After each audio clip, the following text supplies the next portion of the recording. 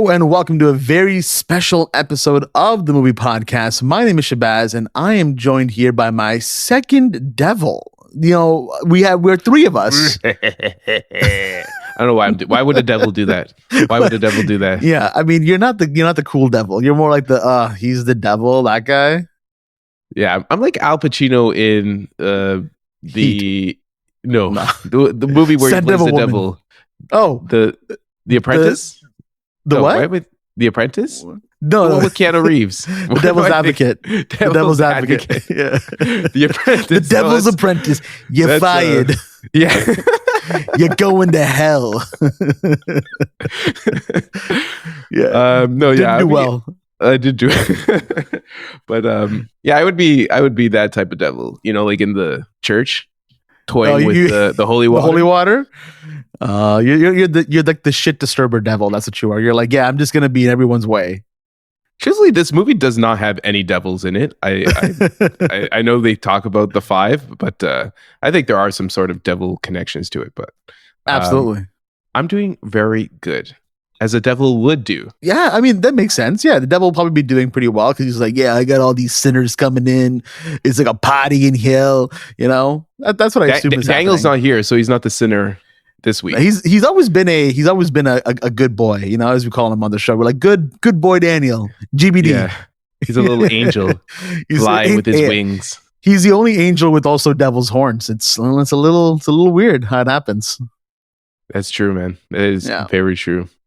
But of course, again, this is a very special episode of the Movie Podcast. Like I mentioned, if you are new to the Movie Podcast, hello and welcome. You can follow us at the Movie Podcast on Instagram, Twitter, and TikTok.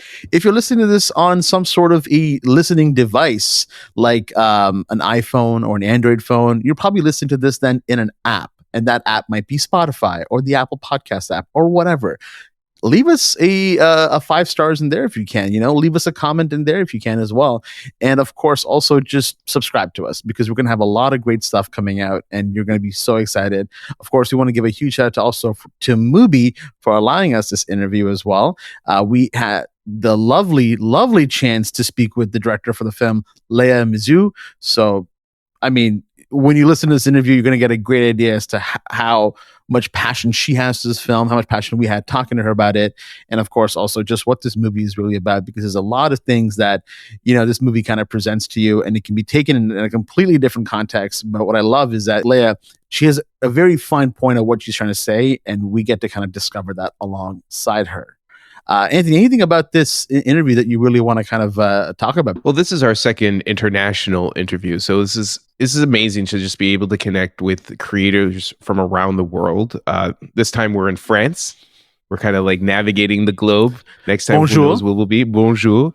But yeah, last time we were in South Korea, and now and we're in France. But yeah, no, it's amazing to connect with artists and creators who have a different concept of filmmaking that we are so used to here in North America. So getting to talk to them, getting to understand where they're coming from, and having them actually talk about how their creative vision is for a film that's so out of this scope. Very, you know, we were talking about Decision to Leave and how out of scope that movie was.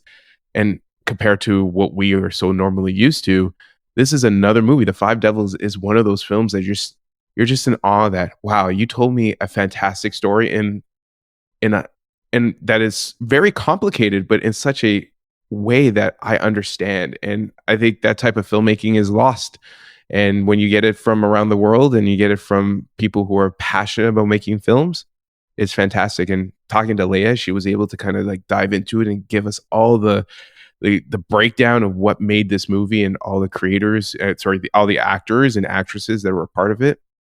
Fantastic. Yeah, no, I absolutely agree with you. Before we kick it over to our interview with Léa Mysius, I do want to kick it over to our ad with Mubi, the greatest place to kind of get all the curated films from around the world. So let's hear it from our sponsor. This episode of the Movie Podcast is brought to you by Mubi, a global curated streaming service showing exceptional films from around the globe. From iconic directors to emerging auteurs, there is always something new to discover. Some recent movie releases include Park Chan-wook's decision to leave, Lars von Trier's The Kingdom trilogy, and on May 12th, Léa Mysius' The Five Devils. With the Mubi, each and every film is hand-selected. It's like your own personal film festival, streaming anytime, anywhere. So we like movies, right? We talk about movies a lot here on the Movie Podcast. I don't know if you have proof of that. Well, I mean, look at the name of our show. It's The Movie Podcast. I thought we were called the Mubi Podcast. Well, let me tell you more about Mubi because, like we said, every single film is hand-selected. Their layouts make every film look like you just want to learn more about it. Because there's always something new that comes out every day. And the fact that there's something new that comes out every day, it keeps the content fresh. You know, a big film coming out this week on Mubi is The Five Devils. We were really lucky to have an interview with Léa Mysius, which is coming out later this week on the show. So make sure you tune in for that and watch the film. It is absolutely incredible. The Five Devils is absolutely fantastic. It's like one of my favorite movies of 2022 that's coming out in 2023. But fantastic. Like what a script, what a story. Like this is something that you would never find in American cinema. This is like a pure European movie. And guess who has it? Mubi. People call us the Three Devils, so why not have the Five Devils alongside us? You can try Mubi free for 30 days at mubi.com/themoviepodcast. That's mubi.com/themoviepodcast for a whole month of great cinema for free. Please welcome the director of The Five Devils, Léa Mysius, to the Movie Podcast. Hello, Léa. Thank you so much for sharing your time with us today on the Movie Podcast. My name is Shahbaz. And I'm Anthony. Okay, nice to meet you. Thank you. Amazing. How are you? Good. Very good. Your film, The Five Devils, is absolutely incredible. We love it here at the Movie Podcast. What inspired you to create it? C'est quoi qui vous a inspiré à créer ce film qui est vraiment incroyable, on l'a adoré? Alors c'est vraiment un goût personnel que j'ai moi pour les odeurs. Je voulais vraiment commencer par ça, par parler d'une petite fille qui avait un don pour les odeurs et qui collectait un peu toutes ces odeurs en pot, comme moi je faisais un peu quand j'étais enfant avec ma sœur jumelle, quoi. Et à partir de cette idée-là, j'ai construit le personnage de Vicky et que je voulais un peu étrange et burlesque et qui soit vraiment folle amoureuse de sa mère et un peu trop même amoureuse de sa mère et qui du coup a une sorte d'angoisse en fait par rapport à cet amour-là, quoi. Et que on s'aperçoive qu'en fait elle porte le poids d'un passé qu'elle ne connaît pas et grâce à la magie et tout ça, elle va découvrir ce passé et c'est comme ça que le film est né, quoi. Voilà. Okay. So it's actually a personal taste that I have for smells, for scents, and that's where I wanted to start off with. I wanted to start off by talking about a little girl who had a particular gift for scents, and she would collect a little bit of a wide range of different scents in little jars, which is something that I would do when I was a little girl together with my twin sister. And so starting from that idea, I built the character of Vicky. I wanted for her to be a little weird and a little funny, and I wanted for her to be madly in love with her mother, a little bit too in love with her mother. And all of a sudden she is pervaded by a sort of anguish which she feels about this love. And little by little, we realize that she is carrying the weight of a past that she didn't know of. And thanks to magic, she is going to discover this past. And this is how the movie came to be. Amazing. What was the biggest challenge for you going from directing short films to feature-length movies? Je pense que là, en fait, tout était un challenge dans ce film. Tout était compliqué. Après, il fallait pas que ça ait l'air compliqué, évidemment, quoi. Mais déjà d'avoir choisi un enfant, mais dans mes courts-métrages, déjà, j'avais des enfants. Et on m'avait toujours dit pas d'enfants, pas d'animaux et pas de pellicule aussi. Et j'ai fait les trois. Évidemment, parce que je trouve qu'en fait, plus c'est difficile, plus si on y arrive, évidemment, plus il y a de vie dans le film, et c'est ce que je cherche aussi, la vie, le mouvement, voilà. Well, everything was a challenge. Everything was complicated. And of course, one needs for that not to show. It doesn't need to look complicated. First of all, having chosen a child as a protagonist, but that's something I had already done in my shorts. They always say in movies, no children, no animals, and no film. And I did the three of them, the trifecta. But having said that, when it's challenging, if you do pull it off, that gives more life to the movie. And that's what I want. I want for it to be full of life and movement.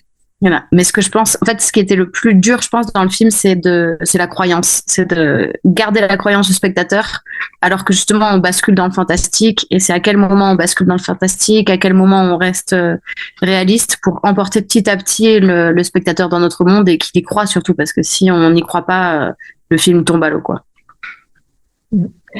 I think though what was the most challenging in this movie, it was credibility. It was holding the viewer's credibility. When at some point you do pivot to fantasy, and at that point when you pivot into fantasy, it's important to bring the viewer little by little into your world, and for the viewer to believe and to buy into it, because if you as a viewer don't believe, then the movie sort of collapses.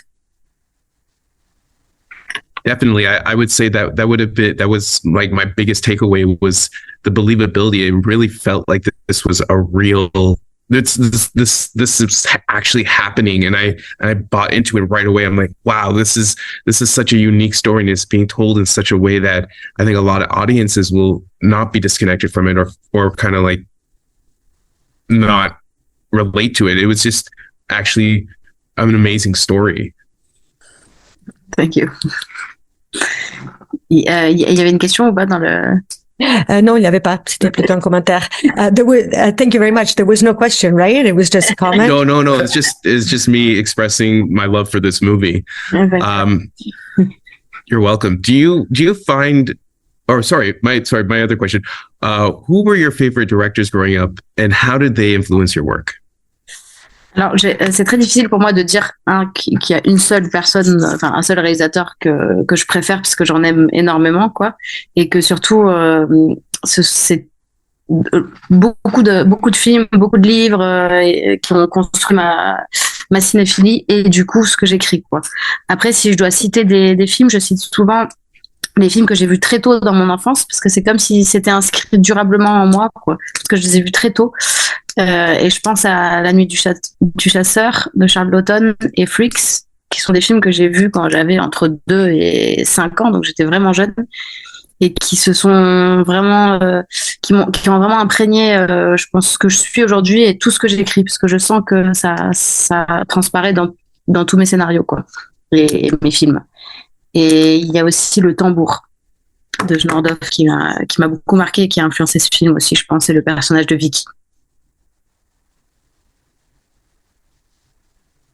Well, it's always very difficult for me to single out an individual filmmaker who's my favorite, because there's so many filmmakers that I love and so many movies and so many books that turn me into a cinephile. And so whenever I'm asked to single out a movie, it's challenging, but I generally mention those that I saw as a child when I was little, because those are made a lasting impression on me. And I saw them when I was very young. And the first one that comes to mind is The Night of the Hunter.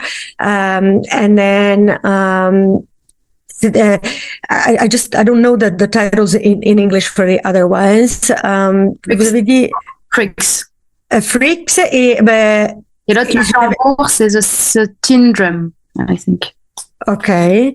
And those are the ones that I saw when I was a really, really small child, and they made a mark on me. And I think that they made a mark on the way I write, and they come into all of my scripts. And also Le Tambour. Est-ce que vous savez le titre en anglais par hasard? The Teen Drum. Ah, c'est the Teen Drum. Okay. The tambour is a tin drum. And those are the ones that really influenced me, especially when I thought about the Vicky character. Absolutely, yeah, and it's amazing to see, how other directors and films out there inspire to create some of your best work, because this movie is phenomenal, and you can totally see a lot of their DNA kind of being pushed through you as well. Do you find more freedom when writing a screenplay or directing a film? Je pense qu'on est plus libre en ce qui me concerne, quand j'écris un scénario. Évidemment, c'est à faire encore. Donc, alors que quand on dirige, évidemment, il y a de la liberté parce que c'est ce qu'on recherche, mais on est dans un cadre puisqu'on a déjà écrit le scénario qu'il faut tourner. Enfin, en tout cas, moi, c'est ce que je fais, quoi. Et je pense que le scénario, c'est vraiment les fondations du film, et qu'il faut vraiment travailler le scénario, même si parfois on n'a pas envie d'écrire et tout. Moi, ça me concerne pas parce que j'adore écrire, et que le film se fait au tournage et au montage ensuite et se réécrit toujours, mais le scénario, c'est vraiment les fondations. Et c'est là où, tout en ayant une grande liberté, il faut être le plus précis possible, quoi. As far as I'm concerned, it's really when I write a script, because when you're directing, yes, you do have some degree of freedom, because, you know what you're looking for, but, you are working within a frame that has already been laid out in your script. I think, for me, the script is truly the basis of the movie. And I think what you really need to work on to the maximum extent is the script. Even though sometimes one may not feel like writing, one needs to stick to it. Having said that, that's not a concern for me because I adore writing. And then the movie is made when you're shooting, and then you're editing, and it's always sort of rewritten as you go along. But the script is truly the foundation, and it is at that level that I feel I have a great freedom, and I need to be as precise as possible. The Five Diables has received critical acclaim and has been selected for numerous film festivals. How does it feel to see your work recognized in this way? C'est toujours très agréable, évidemment, mais après, on se rend pas vraiment compte de la portée qu'il y a. En fait, ce qui est vraiment important, c'est de sentir une salle, je trouve, ou qu'il y en ait beaucoup, hein, mais c'est de sentir que le film est vu et reçu, parce que pour moi, tant qu'un film n'est pas vu, il n'existe pas, vraiment. Donc, plus il est vu, plus il existe d'une certaine manière, et plus ça provoque des images chez les gens, plus je suis heureuse, quoi. Voilà. It's always very pleasant, of course, but at the end of the day, one doesn't realize the true extent of what it means until the movie is out in a theater and people see it. The movie needs to be seen and to generate a reaction within viewers. Until that happens, it's as if the movie didn't exist yet. So the more the movie is seen, the more it triggers images in people, and the more that happens, the happier I am. That's amazing. And we're hoping that more people get to see it and then just fall in love with it as much as we have as well. Thank you. Adele delivers a standout performance as Joanne in your film. Can you speak to what drew you to her as an actress and what you did together to bring this complex character to life? Oui, c'est vrai que quand on a... Hop, vous êtes bloqué, mais peut-être c'est pas grave. Non, on vous entend très bien. Ok, d'accord. Donc, en fait, Adèle, moi, m'a toujours intéressée en tant que comédienne, puisque dans la vie d'Adèle, déjà, je l'avais trouvée géniale, mais dans tous ses rôles, parce que je trouve qu'elle a quelque chose de très puissant, de très physique, de très sensuel, et de très juste, où elle est tout le temps juste, quoi qu'elle fasse, et elle oublie toujours la caméra. Donc ça, c'est vraiment ce qui, moi, m'intéresse chez les comédiens. Et elle a à la fois une palette assez large. Le truc juste, c'est que c'était l'opposé du personnage de Joanne. Donc c'est pour ça que ça nous a intéressé avec Judith Chevalier, la directrice de casting, d'aller demander à Adèle d'interpréter Joanne. C'est que justement, Joanne, c'est une personne qui est très froide, qui est très peu physique au début, en tout cas, qui est très contenue, qui en fait, on pourrait la comparer à un volcan éteint elle va éteindre le feu en permanence dans l'eau gelée comme ça. Et du coup, Adèle, il a fallu qu'elle compose vraiment pour avoir ce personnage de froid et déconnecté de son corps, quoi. Ou en tout cas, essayant d'étouffer le feu qu'elle a en elle. Et ce qui m'intéressait, c'était que chez Adèle, donc il fallait tout ce travail de contrainte où il fallait la tenir, même donc on faisait beaucoup de travail de corps où elle devait se tenir droite, articuler. Et en fait, même si on la contraint comme ça, il y a de la vie qui déborde toujours chez elle. On sent qu'elle bouillonne à l'intérieur, quoi. Et ce qui m'intéressait, c'était que d'un coup, quand on passait dans le passé, là, le contraste était saisissant puisque Adèle, elle était pleine de vie, effervescente, et on se demandait, mais l'idée, c'était de se demander, mais comme Vicky, qu'est-ce qui s'est passé, quoi, pour qu'il y ait une telle différence entre la Joanne ou Adèle du présent et du passé. Et que petit à petit, comme ça, la carapace de Joanne se fissure et Adèle éclate un peu. Donc la personnalité d'Adèle a contaminé Joanne, mais il fallait qu'elle se contienne, quoi. C'était ça le travail. Well, with Adele, she's somebody I've always been interested in as an actress ever since I saw her in Blue is the Warmest Color, and I thought she was incredible. But she is just perfect in all of her roles. I find that there's something very powerful in her, something very physical and sensual, and then very right.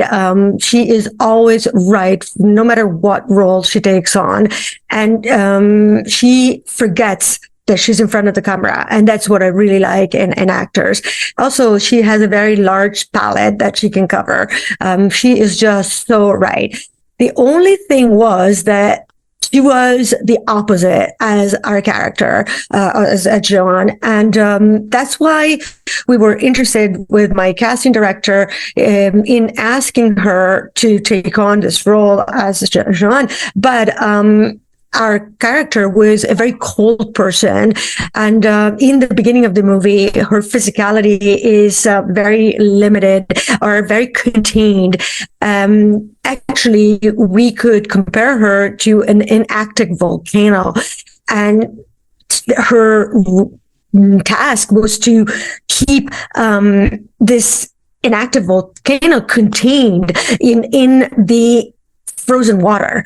And so all of a sudden, Adele needed to truly work on it, to truly work on her character that could be so cold, and to disconnect her body from what was going on inside her, or to basically smother the fire that was within her.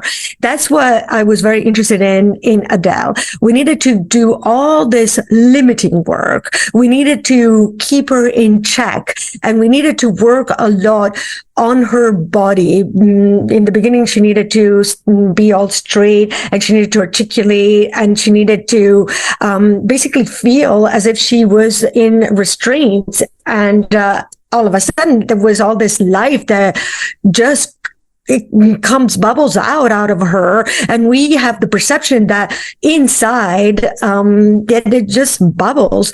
And that's what I was really, really interested in, especially when then we moved on to the parts about the past.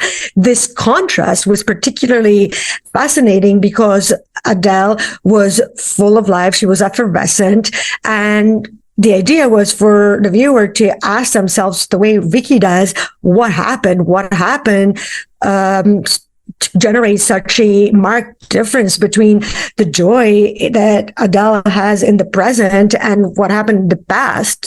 So little by little, it's as if the shell that was constraining Joanne had little fissures in it, and Adele is allowed to pop out of it, and her personality contaminates Joanne's. But we did need to contain her a lot. That's the kind of work we needed to do with her. Definitely, you can definitely see the range from what she experiences in the past and what she's experiencing in the present. Such a range of emotions Adele portrays. It's amazing, and you're right. Like, Blue is the Warmest Color is where I was first introduced to her, and her performance was fantastic there. And I'm so happy that she was able to be part of your film. Me too. Sally Dramé is also remarkable as Vicky. Can you discuss your experience working with Sally and how you helped her portray such a nuanced and emotional character on screen? Oui, bien sûr. Alors, Sally, en fait, c'était un personnage qu'on se disait qu'il allait être difficile de trouver, évidemment, puisqu'elle a 8 ans, que elle doit être à la fois étrange, profonde, mais drôle, et qu'elle doit savoir jouer. Enfin, en vrai, c'était pas forcément nécessaire, puisqu'après, on a eu le temps d'apprendre à jouer ensemble. Mais du coup, la directrice du casting a vu peut-être 40 ou 50 fillettes, mais en fait, elle est arrivée dans les premiers jours. Et les premiers castings, elle devait faire toutes les petites filles devaient faire des pots, arranger des choses pour comme ça, et comme ça, on voyait un peu même juste comment elles étaient, quoi, face à une caméra. Et tout de suite, là, Sally m'a un peu tapé dans l'œil. Je fonctionne vraiment en coup de foudre, et j'ai eu un coup de foudre pour elle, et moi, j'ai vu peut-être 2 ou 3 fillettes. Et j'ai tout de suite su que ça allait être elle quand elle était entrée dans la pièce, parce qu'elle avait ce truc à la fois très très sage, où on dirait qu'elle a 1000 ans, et à la fois c'est une petite fille de 8 ans, quoi. Après, elle savait pas du tout jouer pour le coup, et on a beaucoup travaillé là-dessus. Et dans la vie, elle est à l'opposé du personnage. Mais peut-être que j'explique dans un deuxième temps. Ouais. Well, it was definitely a character that was very difficult to find because she's 8 years old, and she needed to be at the same time weird and deep and funny, and she needed to be able to act, but that was actually not necessary, because then we did have time to learn to act together, to teach her. But what happened was that the casting director actually saw between 40 and 50 little girls.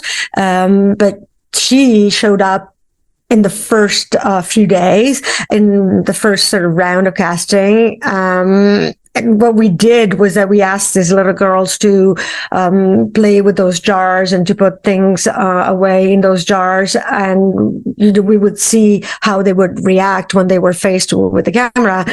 And all of a sudden, Sally just struck me. It worked out right away. It was love at first sight for me with her. I think I personally saw about 2 or 3 other girls, but I knew right away, the minute she stepped into the room, that it was going to be her. She had this thing of coming off as very wise.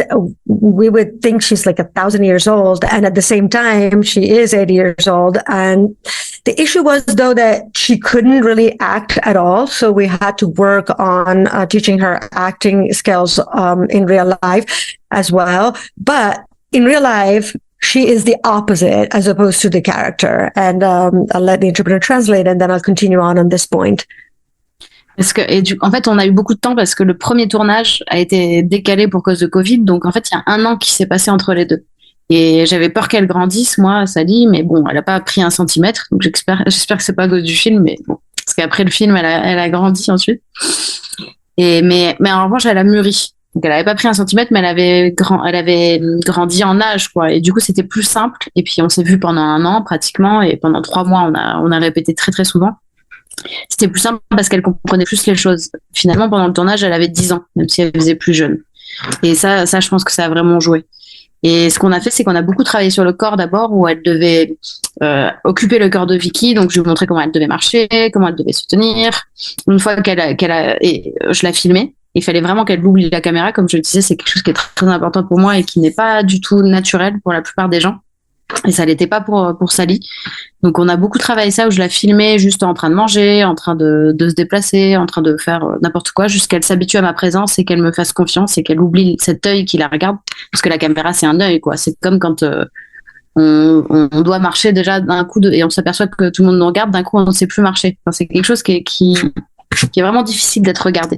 Donc il fallait oublier ça déjà. Une fois qu'elle avait ça, on a travaillé la parole, où là, je la faisais parler, dire des choses, quoi, de la vie, me raconter des choses. Et ensuite, on a rajouté le texte. Et on a aussi beaucoup travaillé sur la relation avec Joanne, donc avec Adèle, leur relation, comment leurs corps se bougent ensemble. On faisait plein de jeux d'enfants comme ça pour qu'elle soit dans le corps de Vicky, vraiment.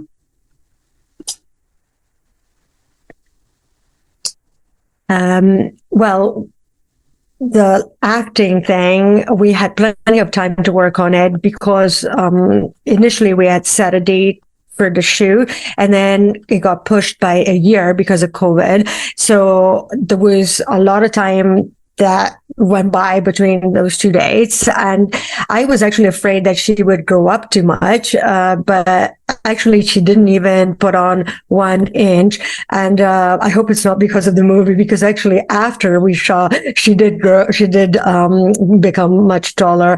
Having said that, she did become a lot more mature, and she was a year older, and that made her easier to work with. And also, we saw each other a lot over that year, and over the last 3 months, we did a lot of rehearsals together. And because she was more mature, it was easier for her to understand a lot of things. Actually, when we ended up shooting, she was 10 years old. She was no longer 8, but she did look younger. And I think that was very helpful for what we needed to do. So we worked a lot together on her body. She needed to occupy Vicky's body, and she needed to learn how to walk like her and how to stand like her. And then when I started filming her, she needed to forget the camera. As I mentioned earlier, that's something that's very important for me, for actors to do. And that's something not natural for most people, and it wasn't natural for Sally either. So we worked on that a lot. I would just film her all the time when she was eating, when she was going from one place to another, like on the train. No matter what she was doing, I would just film her so that she would get used to having me around, and she would trust me. She would learn to forget about this eye that was fixed on her, because that's what the camera is. It's an eye that is on the actor. Like, for example, when you have to walk and all of a sudden you realize that everybody's looking at you, and then all of a sudden you feel like you can no longer walk as even as a layperson. And so it's very, very difficult to be watched. And she learned to do that. And then after that part on the body, we moved on to working with the text, with words. And I would get her to talk, and I would get her to say certain things about her life, to tell me stories about what was going on with her. And then we added the actual text from the script. So we worked on that part. And then we added on the relationship with Joanne, so with Adele. And we worked on the way their bodies would work together, the way they would move together. And we did all kinds of kids games so that she could truly embody Vicky's being. That's a lot of work that kind of went into making that character stand out so much. Yeah, I think the level of maturity, and it's probably a challenge for a lot of directors, is to like get them to be a part of the story that it's pretty adult or oriented, but it's also in the eyes of a child. But then also, I don't want to spoil too much of the story, but it's also in a different way. And that's where the beauty of this movie is. It's like, okay, well, this person's not just 8 years old, could be a different person within. What are you hoping that audiences will take away from watching The Five Devils? J'espère que en fait, une fois qu'ils seront sortis, bon, j'espère évidemment qu'ils vont être émus et tout ça, et qu'ils vont emporter des images du film avec eux, que ce soit l'image du début du feu, que ce soit plein d'images du film, parce que le film a plein d'images. Mais ce que j'aimerais surtout, c'est que en fait, de ces images fleurissent d'autres images en eux. Donc en fait, ce soit leurs propres images qu'ils emportent avec eux, et que du coup le film soit quelque chose de très fertile en fait. I hope that after they walk out from watching this movie, well, of course, I hope that they're touched, that they're moved, and I hope that they retain some images from the movie within them. For example, the images of when the fire sets out, but there's many other images in the film, because the film is filled with all kinds of different images. But what I would love the most would be for these images to sort of flourish within the viewer and for them to trigger new images, their own images. So what I would want would be for the viewer to take away new images that are triggered by my movie and that awakens their own fertility. Amazing. Very cool. Léa, thank you so much for joining us today on the Movie Podcast. You know, we can't wait for more people to watch this movie. It's such a pleasure to talk to you as well, and we're so grateful for your time. Thank you. Thank you very much. Thank you, Léa. Thank you. Bye. Thank you so much. Let's see. Thank you so much to Léa Mysius for joining us on the Movie Podcast. And of course, thank you so much to Mubi for allowing us this opportunity. Please make sure to go check out Mubi for, you know, the best cinema out there from around the globe. It's all curated. It's all on there. And of course, you can get 30 days free if you listen to that ad in the beginning. And if you did listen to that ad, I might spoil it here.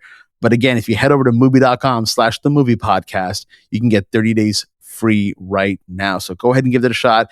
Go watch The Five Devils. Let us know what you think. That was This Time with the Movie Podcast, and we'll see you next.